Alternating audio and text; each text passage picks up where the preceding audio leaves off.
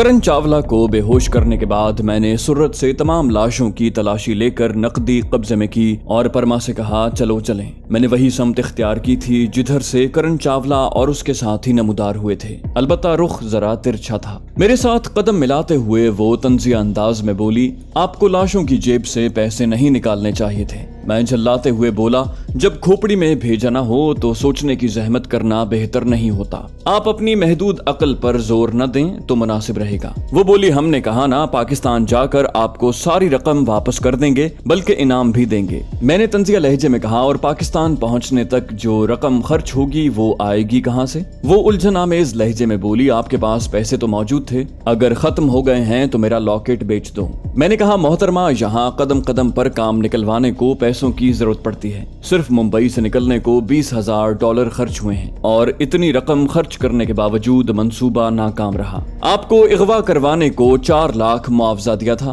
आगे भी रकम की जरूरत पड़ेगी। मेरी जेब ATM मशीन नहीं है कि बटन दबाने पर नोट बाहर निकलेंगे। ऐसे हालात में ना अखलाकियात का ध्यान रहता है और ना शरीयत की हुदूद मद्देनजर रखी जा सकती हैं। बाकी आपके जेवर बेचने किस सराफा बाजार में जाऊं? क्या हम इस हालत में हैं कि खरीदो फरोख्त कर सकें? गहरा सांस लेकर मैंने गुस्से पर काबू पाया और निस्बतन नर्म आवाज में बोला, अब बराहे मेहरबानी किसी फजूल तकरार के पीछे न पड़ जाना। हम अब तक खतरे की हुदूद में हैं। ये बहस किसी और वक्त के लिए उठा रखो। वो होंठ भींच कर खामोश हो गई। करन चावला से टाकरे ने मुझे सही मानों में थका दिया था। पूरे जिस्म में दर्द हो रहा था, मगर आराम करने का वक्त नहीं था। हाथापाई के मुताल्लिक एक बात आपके जहन में रहे कि चोट लगने से इंसान के उजलात और पट्ठों वगैरह का गोश्त अंदर से भी फट जाता है और मरहम पट्टी और इलाज मुआवजे के बाद भी ठीक होने में महीना 1.5 लग जाता है, मगर ऐसा आम आदमियों के साथ होता है। लड़ाई भिड़ाई की तरबियत हासिल करने वालों के जिस्मानी आज़ाद चोटें सहने के आदी होते हैं और कड़ी तरबियत से उजलात और पट्ठों को इस काबिल बनाया जाता है कि अच्छी खासी ज़रबात को बर्दाश्त कर सकें। चलने की वजह से जिस्म गर्म ही रहा और तकलीफ का एहसास ज्यादा न हुआ। परमा ज्यादा देर खामोश नहीं रह पाई थी। कहने लगी, चेहरे पर खून लगा है, साफ कर देते। मैं बेपरवाही से बोला, कहीं मिल गया तो धो लूंगा। उसने जेब से हल्के गुलाबी रंग का मखमली रुमाल निकाल कर मेरी तरफ बढ़ाया। ये लो। मैंने शुक्रिया कहकर रुमाल पकड़ा और चेहरे पर फेरने लगा। माथे पर खराश आई थी, निचले होंठ पर भी चोट लगी थी और होंठ अंदर से फट गया था। दाएं नथने की सोजिश भी किसी हल्के फुल्के जख्म की निशानदही कर रही थी। खून साफ करके मैंने रुमाल फेंक दिया। खफगी भरे लहजे में बदतमीज कहते हुए उसने रुमाल उठा लिया। बोली, हमने फेंकने को तो नहीं दिया था। मैंने सफाई दी, गंदा हो गया था। रुमाल जेब में डालते हुए उसने मुंह बनाया, ऐसा ही है, मगर हमसे इजाजत तो लेते। ये कोई आम रुमाल नहीं है, बहुत खास है। मैंने उसे मानी खेज नजरों से घूरा। अच्छा? बोली, जी। मुझे बेबाकी से घूरते हुए उसने मुंह चिढ़ाया। मैंने कहा, खास चीज आम आदमी को गंदा करने को नहीं देनी चाहिए। वो मुतबस्सम हुई। हमारी खातिर आपने 10 करोड़ ठुकरा दिए, इसलिए थोड़ा जज्बाती हो गए थे। बाकी धोने से साफ हो जाएगा। कौन सा हमेशा के लिए गंदा हो गया है? मैंने नफी में सर हिलाया। आपके लिए नहीं, अंसारी साहब के लिए रकम ठुकराई है। वो तुर्शी से बोली, मतलब जो कुछ कर रहे हो उसके पसे पर्दा पापा है। मैंने तंजिया अंदाज में पूछा, आपको क्या लगता है? वो मुझे कड़ी नजरों से घूर कर रह गई। मैं बेपरवाही से कंधे उचका कर दाएं बाएं का जायजा लेने में मसरूफ रहा। दुश्मनों की आमद की कोई समत मुतय्यन नहीं थी। उसूलन करन चावला के हमरा और बंदे होने चाहिए थे, मगर रिवॉल्वर की 4-5 गोलियां चलाने के बावजूद किसी का भी न आना जाहिर कर रहा था कि उसके हमरा वही 3 अफराद थे जिन्हें मैं कत्ल कर चुका था। शायद बाकी टोलियां किसी और समत निकल गई थीं। वैसे रिवॉल्वर चलने का धमाका इतना ज्यादा भी नहीं होता कि तवील फासले तक जाए। फरलांग भर से दूर आवाज नहीं जाती। एक झाड़ियों के झुंड से निकलते हुए मेरी नजर थोड़े फासले पर मौजूद चंद झोंपड़ियों पर पड़ी। लगता था बाकी झोंपड़े भी आगे बने होंगे, मगर वहां से थोड़े नजर आ रहे थे। परमा भी वहां आबादी देख चुकी थी। उसने खुश्क होंठों पर जबान फेरी। उनसे खाने पीने को कुछ जरूर मिल जाएगा।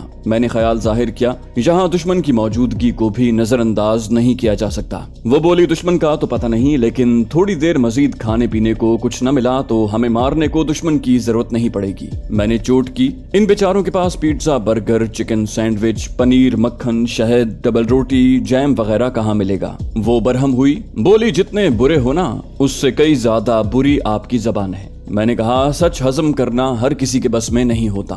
मैंने उसके हाथ से पिस्तौल ले लिया था। वो जर्मनी का 9mm वॉल्थर P99 था, जो एक बेहतरीन पिस्तौल है। उसमें मुख्तलिफ कैलिबर के पिस्तौल दस्तयाब हैं, अलबत्ता उसकी 9mm की मैगजीन में 16 गोलियों की गुंजाइश होती है। परमा तुर्शी से मुस्तफसिर हुई, क्या मजबूरी में भी हमें अपनी पसंद का ख्याल रखना पड़ेगा? मैंने कहा, पिस्तौल चलाने से पहले उसे कॉक करना जरूरी होता है, और ये ऐसे कॉक होता है। मैं फजूल बहस तर्क करते हुए जरूरी काम की तरफ मुतवज्जे हुआ कि कम से कम उसे पिस्तौल का इस्तेमाल आना चाहिए। आज की जदीद औरत पिस्तौल चलाना जानती है। वो अजीब लड़की थी कि इस बारे बिल्कुल अनजान थी। हालांकि उसके गिर्द तो हर वक्त मुसल्ला मुहाफिजों का जमघट्टा रहता था, और निशाने की पुख्तगी मुश्किल कही जा सकती है। पिस्तौल को चलाना इतना मुश्किल या अनोखा नहीं है कि उसे सीखने में दिक्कत होती। मेरी गलत फहमी दूर करते हुए उसने मुंह बनाया, रहने दो, हम अच्छी तरह जानते हैं। मैं भिन्नाते हुए बोला, जब मैं करण चावला के साथ लड़ रहा था तब ये जानना कहाँ गया था। फिर कहती हो मेरी जबान तल्ख है। वो नदामत से बोली, हम डर गए थे।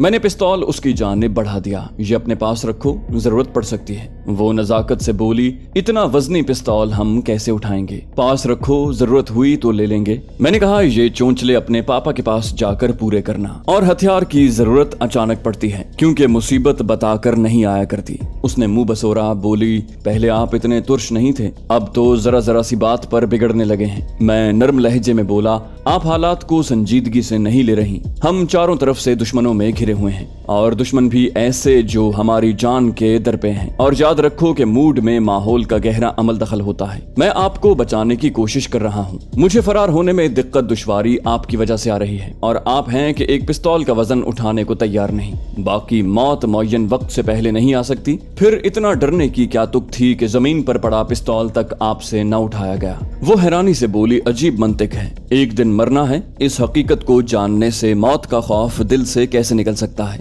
मैं चिढ़ते हुए बोला, मैंने कहा, मौत का वक्त मुकर्रर है। उसने नफी में सर हिलाया, हम ऐसा नहीं समझते। हमारे मुताबिक इंसान अपनी बेवकूफी, हिमाकत और गलत मंसूबाबंदी की वजह से मरता है। बहस का रुख ऐसे मौजू की तरफ मुड़ गया था जिस पर इन हालात में बात नहीं की जा सकती थी। वो किसी मजहब ही को नहीं मानती थी, तो उसे ये मसला कैसे समझाया जा सकता था? हम झोंपड़ों के करीब पहुंचकर एक झाड़ी के अकब में रुक गए। झोंपड़े लकड़ी और घास फूस से बनाए गए थे, और ऊपर मिट्टी और गारा लेप कर सुराख वगैरह बंद कर दिए गए थे। यूं घास फूस और शाखों की बाढ़ ने दीवार की शक्ल इख्तियार कर ली थी। मेरा अंदाजा सही था। आगे भी जहां तक दिखाव मुमकिन था झोंपड़े नजर आ रहे थे, और लोगों की नकलो हरकत भी। उसे झाड़ियों के अकब में रुकने का इशारा करके मैं मोहतात अंदाज में झोंपड़ों की तरफ बढ़ा। चंद कदम लेते ही एक उधेड़ उम्र बारिश शख्स की नजर मेरी तरफ उठी। करीब आते हुए उसने नामानूस जबान में कुछ कहा। जवाबन मैं हिंदी में बोला, महाराज, कोई जलपान का बंदोबस्त हो जाएगा? वो बोला, बाबू, भोजन तो मिल जाएगा, मगर क्या आप अकेले हैं? टूटी फूटी हिंदी में बोलते हुए उसने मेरे अकब में झांका।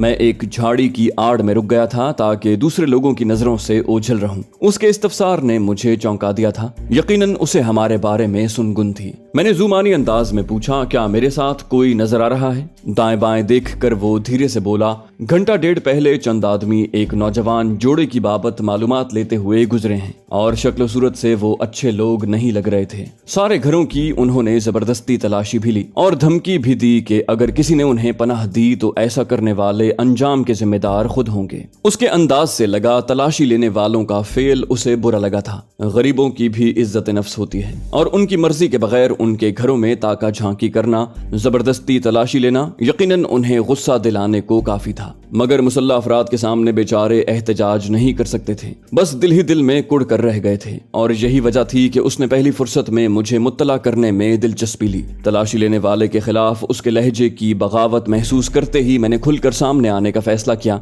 मैंने कहा, अगर एतराफ करूं कि मैं वही शख्स हूं तो क्या सहायता की आशा रख सकता हूं? वो मानी खेज लहजे में बोला, आप ना बताएं तब भी मैं पहचान गया था, क्योंकि उनके पास आप दोनों की तस्वीर मौजूद थी जो उन्होंने तमाम बस्ती वालों को दिखाई। मैंने कहा, मेरे पास 2-2 हजार के 5 नोट हैं। हमें छुपने में मदद देकर इन पर कब्जा कर सकते हो। उस बस्ती की हालत देखते हुए मैंने जानबूझकर बहुत थोड़ी रकम पेश की थी, मगर रकम सुनते ही उसके चेहरे पर जो तहय्युर नमूदार हुआ, लगा कि रकम उसके अंदाजे से कहीं ज्यादा थी। वो हकलाते हुए बोला, मैंने आज तक 2000 का नोट हाथ में नहीं पकड़ा। मैंने दोबारा तरगीब दी, तो ऐसे 5 नोटों का मालिक बनने के बारे में क्या इरादा है? खौफजदा अंदाज में दाएं बाएं का जायजा लेते हुए वो मेरे मजीद करीब आया। बोला, महाराज वो बहुत खतरनाक लोग थे। मैंने कहा, जरूर होंगे, मगर एक बार तलाशी ले गए हैं, उम्मीद है बार बार तलाशी नहीं लेंगे। बाकी जब तुम किसी से जिक्र नहीं करोगे तो उन्हें कैसे पता चलेगा कि तुमने हमारी मदद की? उसने खुश्क लबों को जबान से तर करते हुए पूछा,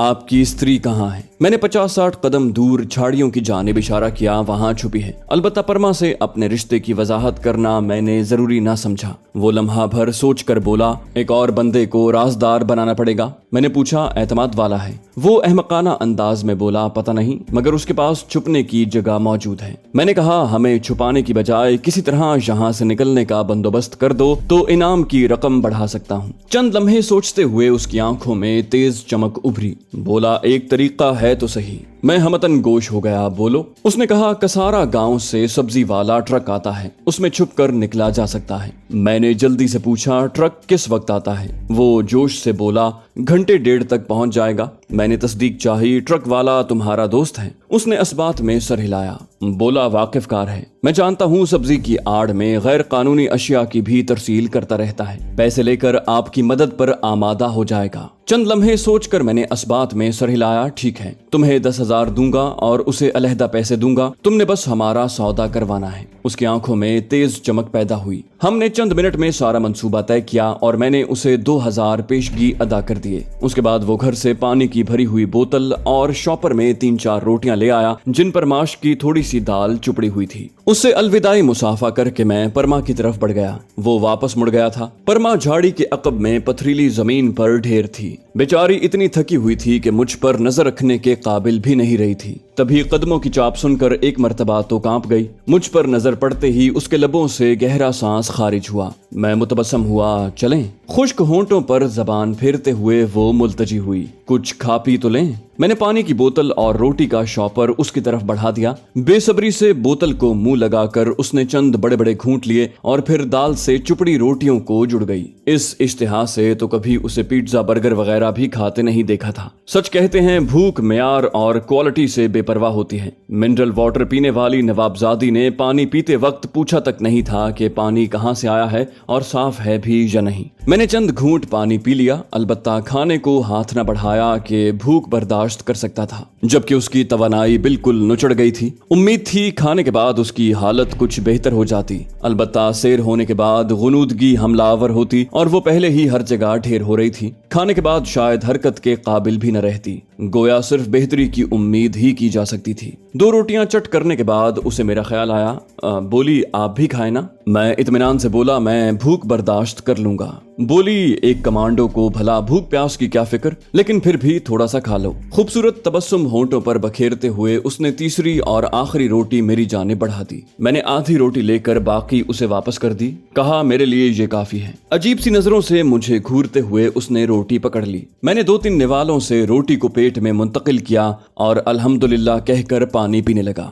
बोतल लेने को हाथ बढ़ाते हुए वो मानी खेज लहजे में बोली, क्या कहा? मैंने बोतल उसकी तरफ बढ़ाते हुए कहा, अल्लाह पाक का शुक्र अदा किया है कि उसने इस हाल में भी खाने पीने से महरूम नहीं रखा। वो मोतरिज हुई, बोली, खुश्क ठंडी ठार बासी रोटियां और उबली हुई दाल खाकर शुक्रिया करना बनता है या गिला? मैंने कहा, थोड़ी देर पहले आप भूख प्यास से मरने के करीब थीं और जब खाना मिल गया तो 2 रोटियां खाने तक आपको अपने साथी का ख्याल भी नहीं रहा। अगर अच्छा नहीं था तो खाया क्यों? अगर खा लिया तो एतराज कैसा? बाकी शुक्र तो इसलिए किया कि वो हमारा खाना मुस्तकिल तौर पर बंद कर सकता था, मगर उसने सिर्फ चंद घंटे रोक कर दोबारा रिस्क अता कर दिया। शुक्रिया तो खुद ब खुद दिल से निकलना चाहिए। उसकी मुतरन्नम हंसी उभरी। बोली, यार आप बात घुमा फिरा कर अपने ढप पर ले आते हैं। मैं रुखाई से बोला, मैं आपका यार नहीं हूँ। बोतल मुंह से लगाते हुए उसने खिफ़्फ़त छुपाई। बोली, बड़ी जल्दी मौका मिल गया है बदला लेने का। मैंने बोतल उसके हाथ से झपटते हुए मौजू तब्दील किया। ज्यादा पानी पी लिया तो चलना दूभर हो जाएगा।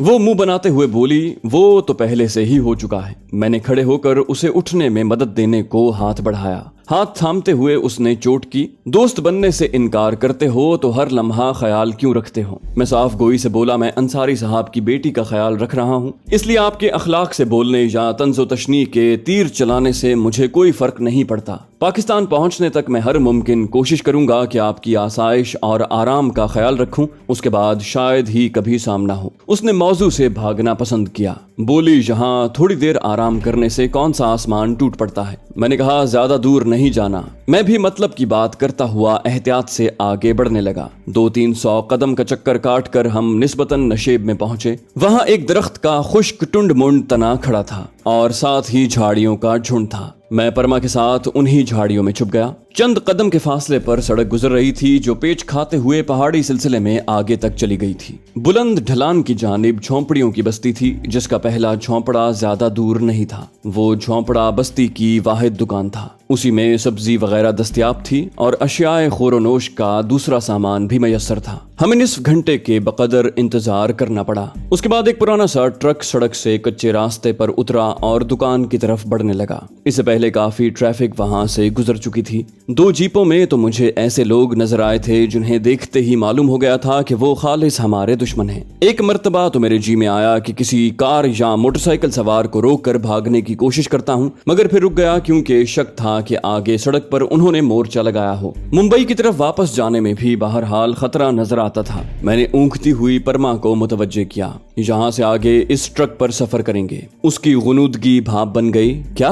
پرجوش لہجے میں پوچھا۔ آپ نے سچ مچ وہی کہا نا جو ہم سمجھے ہیں؟ میں نے اس بات میں سر ہلایا۔ ہاں، دعا کرو گنپت رائے اسے منا لے۔ اس نے پوچھا کون گنپت؟ میں نے ادھیڑ عمر گنپت کی طرف اشارہ کیا جو ٹرک کی آواز سن کر دکان کی طرف روانہ تھا۔ اس شخص کی بات کر رہا ہوں، ہمارے لیے کھانے کا بندوبست بھی اسی نے کیا ہے۔ اس نے سہم کر پوچھا سڑک پر تو ہمارے دشمن بھی موجود ہوں گے؟ میں نے تسلی دینے کی بجائے اس بات میں سر ہلایا، کہا خطرہ تو مول لینا پڑے گا۔ وہ گہرا سانس لے کر رہ گئی۔ میں گنپت رائے کی طرف متوجہ ہو گیا جو ٹرک ڈرائیور کو دکاندار سے دور لے جا کر بات کر رہا تھا۔ دکاندار اور اس کا مددگار ٹرک سے سبزی کی بوری اور پیٹیاں اتار رہے تھے۔ ان کے سامان اتارنے تک ڈرائیور اور گنپت کسی نتیجے پر متفق ہو چکے تھے۔ ڈرائیور ٹرک میں بیٹھ گیا جبکہ گنپت پیدل ہماری طرف آنے لگا۔ ٹرک کے موڑ کاٹ کر سڑک کے قریب پہنچنے تک گنپت ہمارے پاس پہنچ چکا تھا۔ دکاندار اور اس کا مددگار بڑے جھونپڑے میں غائب ہو چکے تھے۔ ڈرائیور نے ٹرک کچے راستے پر کھڑا کیا اور نیچے اتر کر ہمارے قریب آ گیا۔ گنپت رائے نے قریب آ کر بغیر کسی تمہید کے اپنی مانگ بتائی۔ بابو 10,000 مجھے اور 10,000 ڈرائیور کو دینے ہوں گے۔ میں نے فوراً قبول کیا، ٹھیک ہے، کیونکہ وہاں سے نکلنے کو اس سے زیادہ رقم بھی قربان کر سکتا تھا۔ پرما سخت تھکی ہوئی تھی اور اسے مزید گھسیٹنے کی بجائے کسی سواری کا بندوبست مناسب رہتا۔ اسی اثنا میں پختہ عمر کا ڈرائیور بھی قریب آ گیا تھا۔ اس کا نام بنسی لال تھا۔ پرما کو گہری نظروں سے دیکھتے ہوئے اس نے مجھ سے مصافحہ کیا۔ میری جیب میں کرن چاولہ وغیرہ کی جیب سے نکالے ہوئے 13-14 کے بقدر روپے موجود تھے۔ گنپت رائے کی جانب 8,000 بڑھاتے ہوئے میں ڈرائیور کو مخاطب ہوا، تمہیں منزل پر پہنچتے ہی اپنا معاوضہ مل جائے گا۔ وہ انکار میں سر ہلاتے ہوئے رکھائی سے بولا، پیسے پیشگی دینا ہوں گے۔ اچانک سڑک کی جانب سے تیز ہارن کی آواز سنائی دی۔ ہم جھاڑیوں کی آڑ میں تھے۔ پرما کی خوفزدہ آواز ابھری، دشمن پہنچ گئے ہیں۔ میں نے کہا فوراً ٹرک کی طرف جاؤ اور ایسے ظاہر کرو کہ دکان کی جانب سے آ رہے ہو۔ انہیں ہدایت دیتا ہوا میں جھاڑی کی آڑ میں دبک گیا۔ انہیں میری بات سمجھ میں آئی تھی یا نہیں، البتہ وہ جلدی سے سڑک کی جانب بڑھ گئے تھے۔ اوندھے منہ لیٹ کر میں سڑک کی جانب متوجہ ہوا۔ ایک جیپ سڑک پر رکی ہوئی تھی۔ ڈرائیور اور اس کے ہمراہ ایک اور شخص جیپ کے اندر بیٹھا ہوا تھا، جبکہ 2 مسلح افراد ٹرک کے ساتھ کھڑے تھے۔ بنسی لال اور گنپت کو دیکھتے ہی وہ اس طرف متوجہ ہو گئے۔ ان کے قریب آنے کا انتظار کیے بغیر ایک شخص نے درست لہجے میں پوچھا، یہاں ٹرک کیوں روکا ہے اور تم لوگ جھاڑیوں میں کیا کر رہے تھے؟ گنپت رائے نے ہکلاتے ہوئے کہا، کچھ نہیں مہاراج، ہم تو بس آ رہے تھے۔ اس نے باقاعدہ کانپنا شروع کر دیا۔ یقیناً سادہ لوح دیہاتی تھا، بیچارے کا واسطہ کبھی غنڈوں وغیرہ سے نہیں پڑا تھا۔ ہتھیار بردار شخص کو دیکھتے ہی اس کی سٹی گم ہو گئی۔ ڈرائیور کے ساتھ براجمان شخص نے کہا، ٹرک کی تلاشی لو۔ دونوں مسلح افراد اوپر چڑھ کر سامان کو الٹ پلٹ کرنے لگے۔ چند لمحوں کے بعد وہ ناکام ہو کر نیچے آ گئے۔ کچھ نہیں ہے باس۔ باس نے نیچے اتر کر گنپت کو انگلی کے اشارے سے قریب بلاتے ہوئے پوچھا، تمہارا رنگ کیوں اڑا ہوا ہے؟ گنپت سخت خوفزدہ ہو گیا، بولا، کچھ نہیں مہاراج، یہ ٹرک میرا تو نہیں ہے، یہ تو بنسی لال کا ہے۔ اس کے برعکس بنسی لال پر اعتماد تھا۔ बात संभालते हुए बोला, महाराज ये सादा सा आदमी है, आपको देखकर खौफजदा हो गया है। बॉस ने होंठों पर उंगली रखकर बंसीलाल को खामोश होने का इशारा करते हुए गणपत राय से पूछा, सच सच बता दो, झाड़ियों में क्या कर रहे थे? गणपत ने हकलाते हुए इनकार में सर हिलाना चाहा।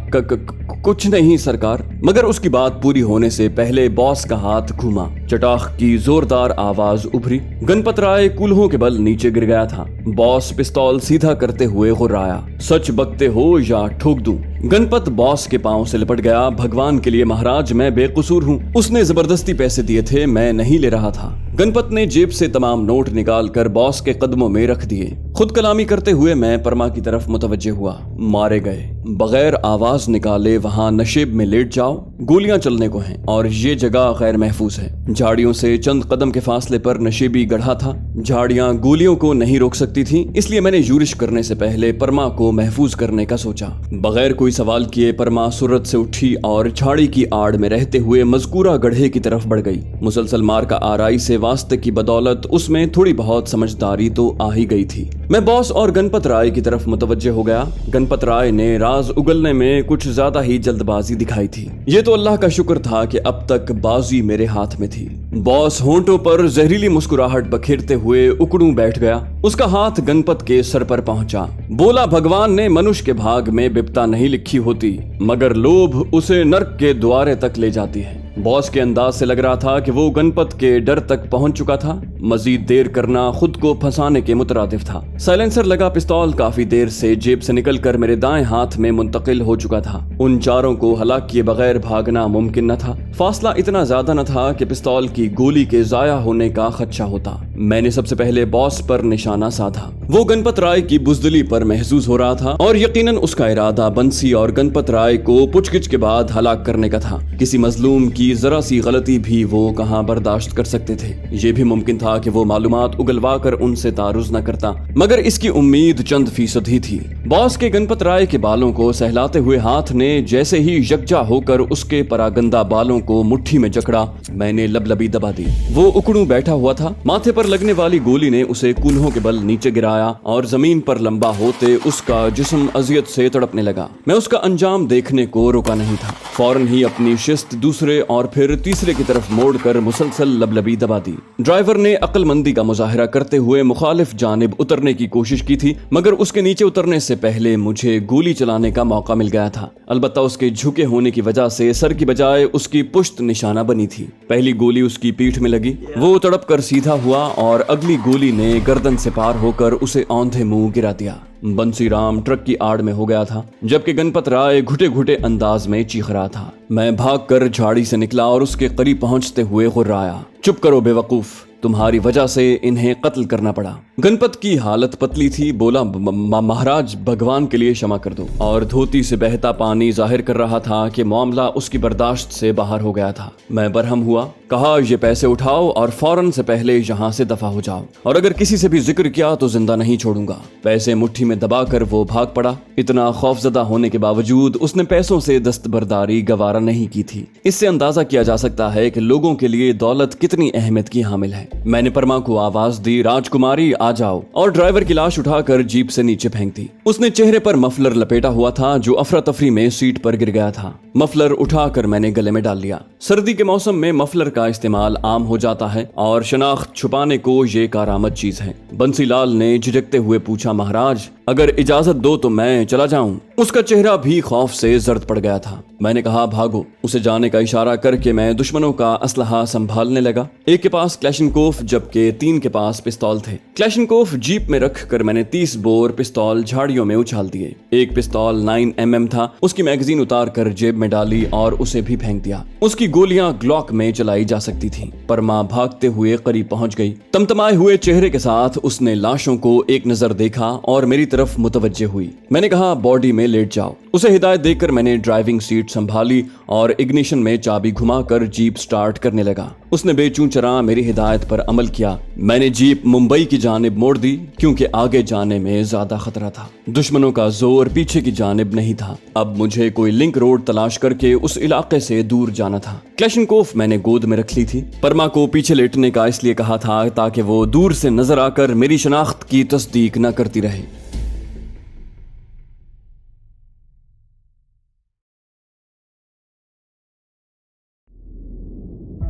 दोस्तों उम्मीद करते हैं आपको हमारी वीडियो पसंद आई होगी। अगर आप इस्लामी और तारीखी शख्सियात पर मबनी कहानियां सुनना चाहते हैं तो हमारे दूसरे चैनल दास्तान को सब्सक्राइब कीजिए और कमेंट सेक्शन में हमें बताइए कि आप कौन सी तारीखी और इस्लामी कहानियां सुनना चाहते हैं। जाने से पहले वीडियो को लाइक कर दीजिए। इंशाल्लाह अगली किस्त में आपसे मुलाकात होगी। तब तक अल्लाह हाफिज।